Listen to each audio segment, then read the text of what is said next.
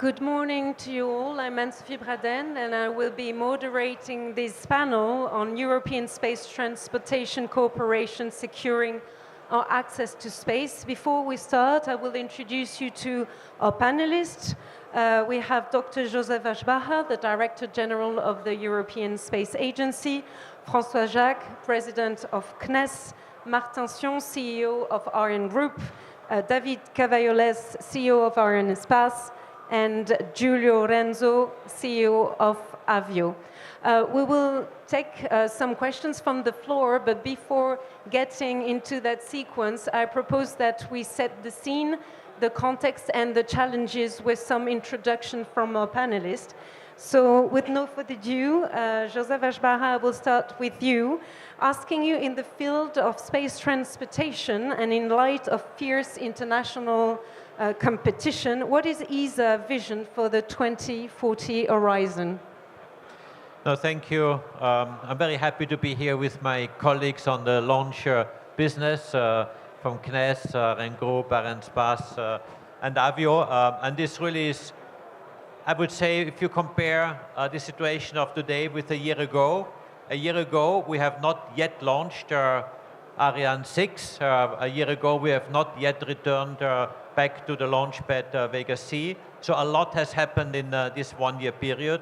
We have come out of the launcher crisis. I was declaring a launcher crisis very clearly, also to make sure that it is well understood how important access to space is for Europe, and therefore also prepare the decisions of the Seville summit, which of course have been both on one side stabilizing the launcher, the exploitation of launchers of Vega C and Ariane 6, on the other side also creating a new generation of launchers. So I would like to say that today we are in a good shape, and in the last year a lot has happened. We are out of the launcher crisis. We have had the very successful inaugural flight of Ariane 6. We had the very successful return to flight of Vega C. We had the first commercial flights of both of them on Ariane 6, obviously CSO3, and with Vega just recently biomass. So I think the situation looks much better. However, what are the challenges ahead? Obviously ramp up. That means we, for both Vega C and Ariane 6, need to ramp up cadence. That means to increase the launch rate, and therefore also parallel the future evolution of the launches. We have just also had a very successful firing of the P160, which is an upgrade of the booster a few weeks ago, and that really is a very important milestone to make sure that the launches, as they have been launching now, are also evolving and becoming more powerful, and therefore being able to have a stronger capacity. One last comment before I hand over to my colleagues. Of course, launchers have to be always seen together with spaceports, and also there on the European spaceport in Kourou, we are undergoing some quite important developments, including the agreements between the various partners to make sure that there we have a long-term guaranteed access to space, which is the priority for Europe and launchers. Thank you. Thank you very much. Here for you, François Jacques, I have a question. The Centre Spatial Guyanais is welcoming since 60 years the launchers of European space launch.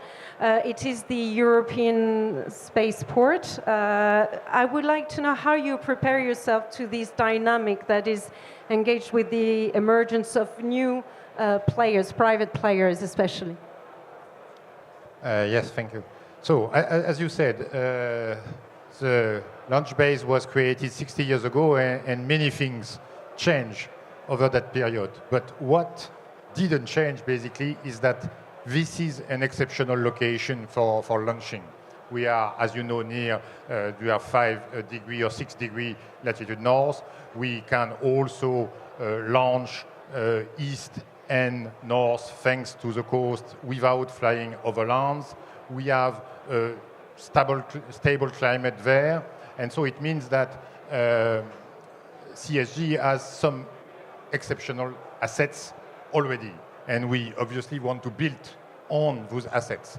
What we want to do now is clearly to open maybe a new 60 years period for CSG, having a world-class launch base, much more open, much more modular, much more responsive to the user needs. So how do we achieve that?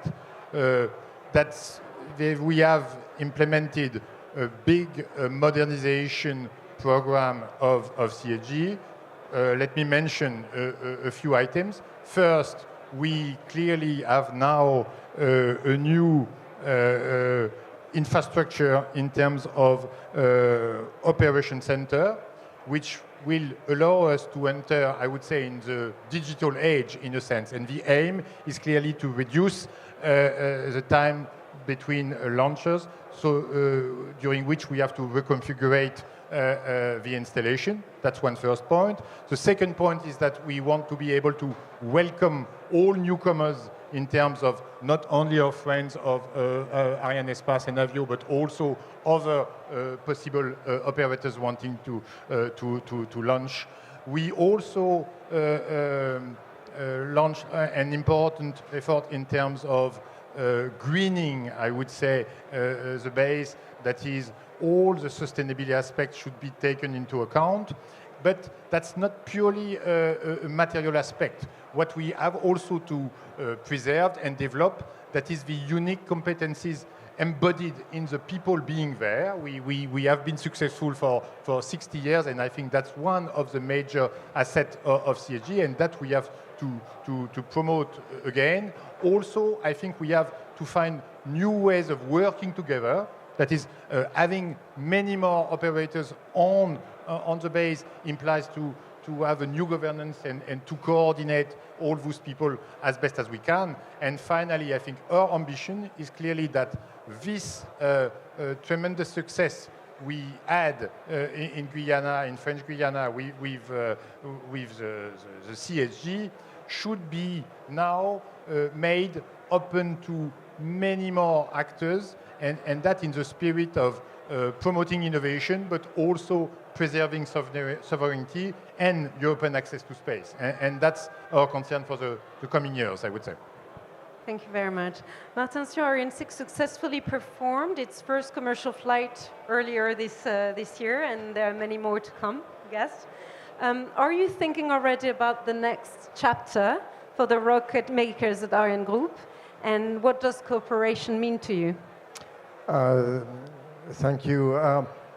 Yes, as has been said, we are much better in this Paris Air Show than in the previous one, because now we have had 2 successful flights, and with the perfect flight for CSO3 in March. We have the 3rd launcher, which is already in Kourou, ready for flight during the summer. And we can really say that today Ariane is back. And this was very important, as underlined by Joseph. Today we still have a lot of challenges that we have to solve together in a cooperating mode with all our partners in Europe. The first one is industrial ramp-up. We need to go as fast as possible to a rate of 9 to 10 launchers per year. This is important for Arianespace customer. So for that we need to synchronize and to help all our partners. We've got 13,000 people working on Ariane 6 in 13 countries in Europe. It's hundreds of companies, big partners like Avio, like others like MTA in Germany, but also a lot of SMEs. And we have to make the industrial ramp-up, which is already a real challenge. In terms of development, we still have some new versions of Ariane 6 which have to enter into service, because so far the version which has been launched is a version with 2 boosters. And in a few months from now, we need to launch the version with 4 boosters, which will drive additional performance. And we are already developing the Block 2, which will increase by 20% the performance of Ariane 6. And you had a nice, on the video, you had a nice image of the P160, which has been tested end of April. It's a development which has been perfectly on time, on performance, that we have done with Avio. And so industrial activities, engineering activities to be done in cooperation. So a lot of challenges, but these are good challenges, okay? Industrial challenges, engineering challenges. And we are also preparing the future. with Prometheus, which is an engine for the next generations of launchers, which are developed with our European partners, and Themis. Themis is a first stage with a Prometheus engine, which has been sent in a few days from last week to Kiruna in Sweden in order to make the first hop test. It is an important part of our reusability roadmap that we do in the ESA program. Thank you very much. Mr. Cavalles, in the face of this shifting geopolitical and structural changes, how are your customers reacting, and what impacts are these changes having on their expectations? So this is a good question because, you know, I took my role 5 months ago, and in 5 months, a lot of things happened and changed in the world.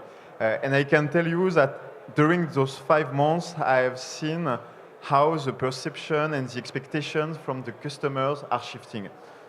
So if we start with the public customers, what we call the institutional ones, what is sure is that, you know, for years, for decades, we have been advocating the concept of autonomous access to space, of sovereignty, but sometimes it was perceived as a bit theoretical. We don't need it, we can rely on others and so on.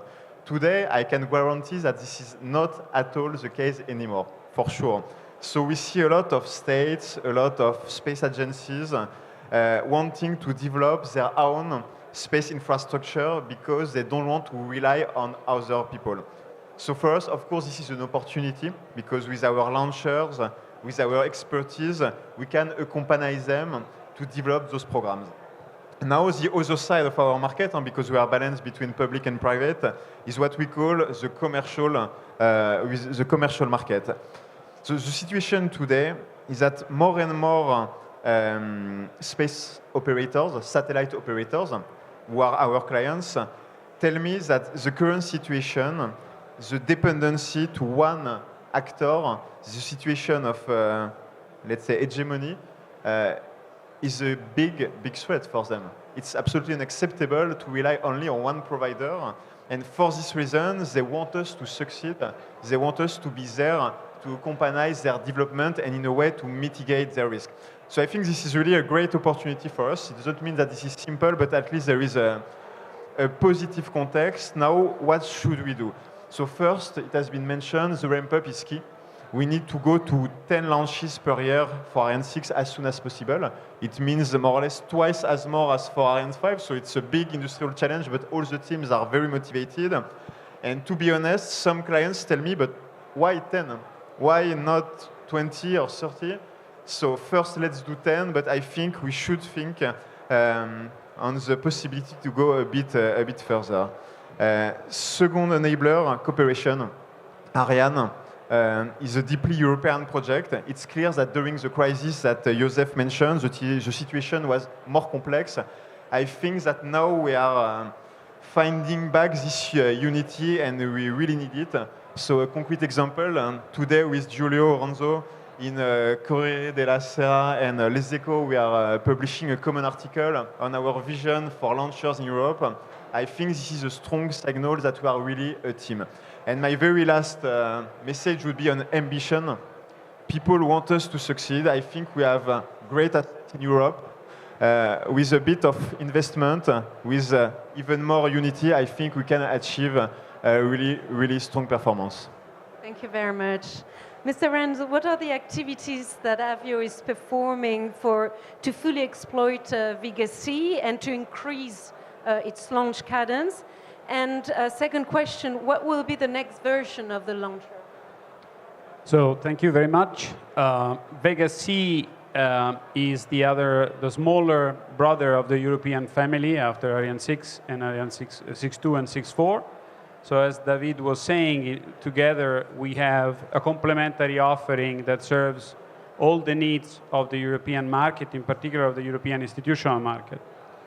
So Vega C in the last few months has flown 3 times and will fly again at the end of July. So it will be 4 flights in 10 months. So we are already upgrading the flight rate as we speak. And we will do more in 2026. We will do at least 5 launches next year. So we are upgrading the frequency of launch. we are working heavily to secure what I believe to be the most important thing, which is reliability. And reliability along several dimensions. First and foremost, on safety of the launch. But second, very important, is reliability on the schedule. Our customers demand that we are extremely punctual on the day we need to fly. And of course, needless to say, we need to be reliable on performance. We need to deliver the satellites to where they are supposed to be. Vega C is well known for being extremely accurate at delivering satellites in the right orbit, and we in Europe pride ourselves of this capability because it defines the life cycle of the satellite. So the more accurately you put it in orbit, the more it lasts. So this is very important. What are we doing further in the future to increase cadence?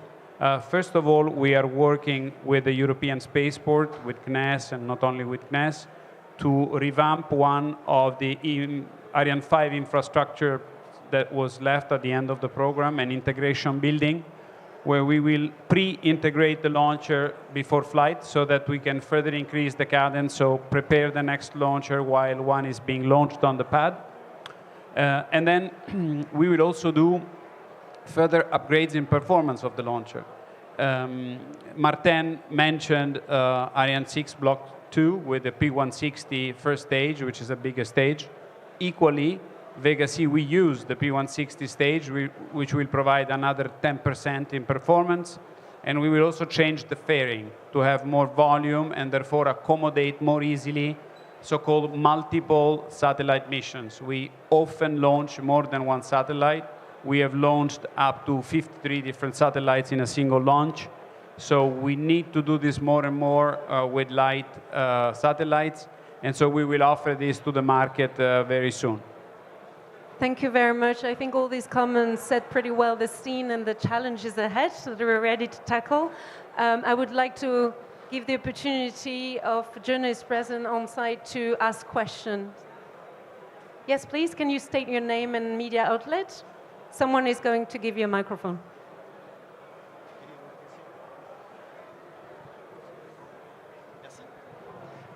Thierry Dubois, Aviation Week. Thanks for the opportunity. I have a question for Joseph about the European Launcher Challenge.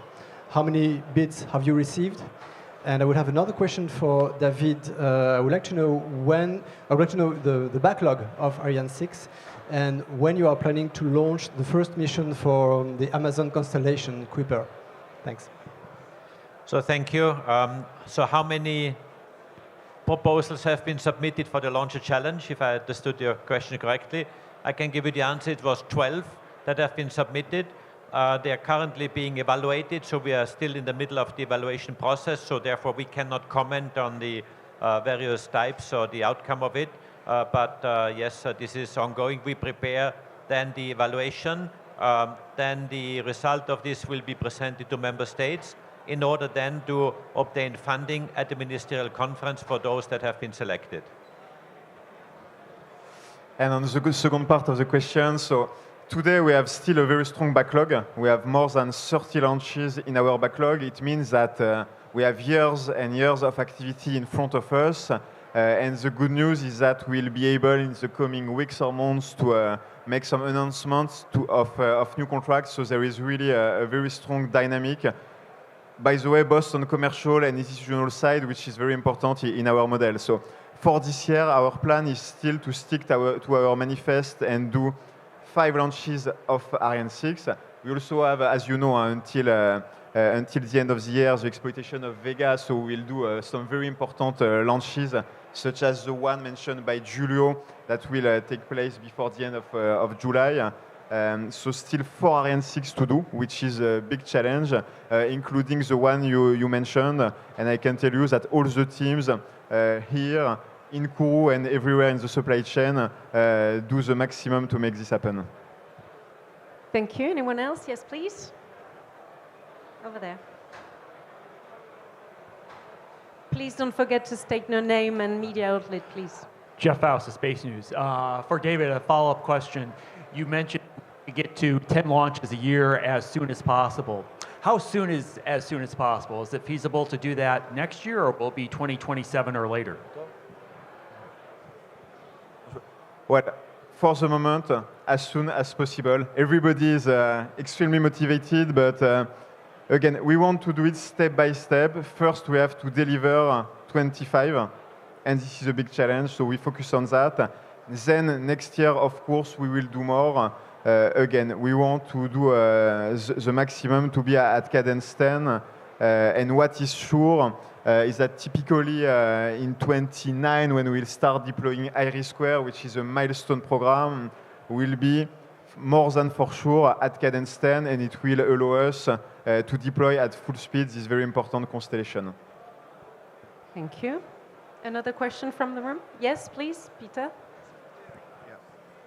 Peter de Selding, Space Intel Report. For either Martin or for Julio, on the Block 2, P160, you've described a successful test firing.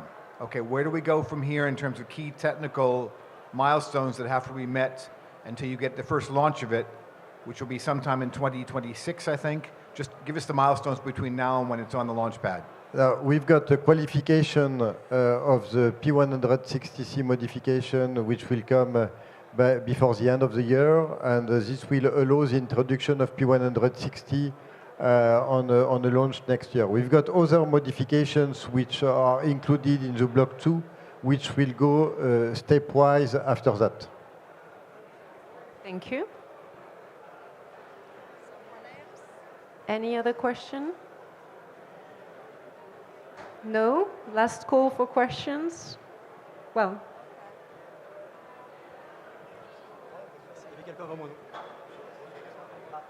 There is someone just behind you first. Thank you. Good morning, Stefan Baranski from Aerospatium. Maybe I missed the beginning of the talk, but beyond the Block 2, there was also the Icarus Black Upper Stage. What is the status of that program, and when will it be or not be introduced? Could you please I'm sorry, because there's a lot of noise and we don't hear you properly. There is the composite upper stage that is being studied by ESA for Ariane 6. It's been a while since we've not heard about any progress on that. When will it be introduced? I take the liberty of asking Tony Dolka-Nielsen, who is sitting in the audience, to provide the answer. Tony is our director for space transportation. Good afternoon. Is it working? Yes. We are working on this black upper stage in our FLPP program. There is no solid plans of introducing this stage on Ariane 6 at the moment, but it is being, all the technology are being prepared in FLPP. Thank you. There's a question in the first row, please. Thierry Dubois, Aviation Week. I have a question on the Ariane 6.4 version. How is it? Is it a challenge? What are the main technical steps to add 2 boosters for the first launch of Ariane 6.4? In terms of system analysis, mechanical loads, everything, it's different, and so it's something which has been planned and which is organized, but nevertheless, we are preparing this launch based on the lessons learned from the Ariane 62 launch, and this is something which will drive to the first Ariane 64 launch in a few months from now. So there is nothing new. It's just that we take the lessons learned from the S62 launch, where we have 2 experience. We have data on heat flux, mechanical loads, etc. And we check all our design file to authorize the 64 launch, which will happen in a few months from now. Thank you. Yes, please, Peter. Right, for either Joseph or for Tony. So you've got 12 candidates who a month ago submitted their proposals for the European Launcher Challenge. And then at the end of November, you'll ask your governments to fund some of them. Between now and then, I presume that ESA is going to want to reduce that number from 12 to X, because each of them is going to be getting up to 160 million, I think, from ESA. times 12, that's a lot of budget, which you don't want. Is there a range you're now looking for to go to Bremen in November from those 12? In other words, what is X? No, thank you, Peter. You're absolutely right. It will not be that all these 12 proposals will go to the ministerial. So now we are really going through the evaluation. I do not want to predict, and I cannot predict how many will be left after this evaluation period, and therefore how many go to the ministerial. But what I can say is that on the other side, quite a few member states are preparing their decisions in case the candidates are being selected as being brought forward for funding at the ministerial conference. So if you ask me what is the number that will go to ministerial, it's too early to say, but we should know in a couple of weeks when we then have iterations with the member states. Well, yes. This will be the last question because then our panelists have to conclude. Thank you very much. Yeah, hello. I'm Guillaume Bernès for l'Usine Nouvelle. About the European Launcher Challenge, what will be the criteria for the selection of the launchers, and what kind of launcher do you expect to get from this challenge?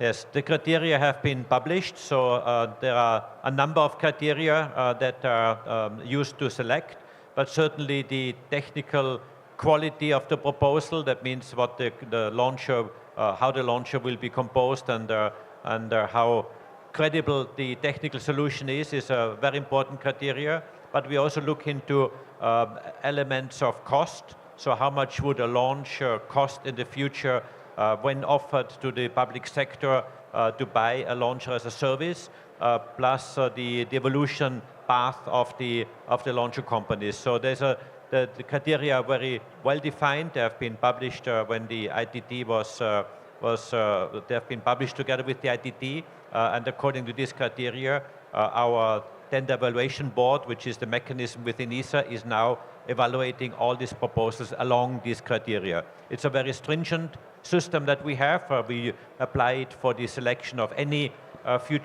contracts, which is a very I would say a very solid, a very thorough process with technical experts involved from different directorates. So this is not only the launcher directorate, but it's really across the board.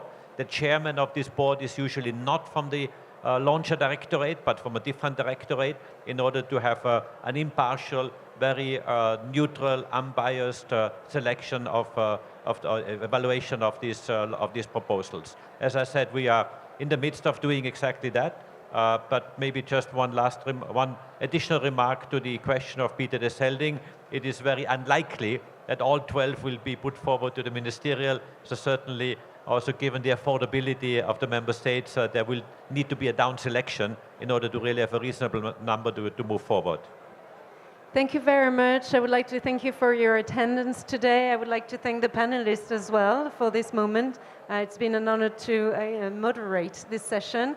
And I thank you all and wish you a very good day. Thank you. Merci.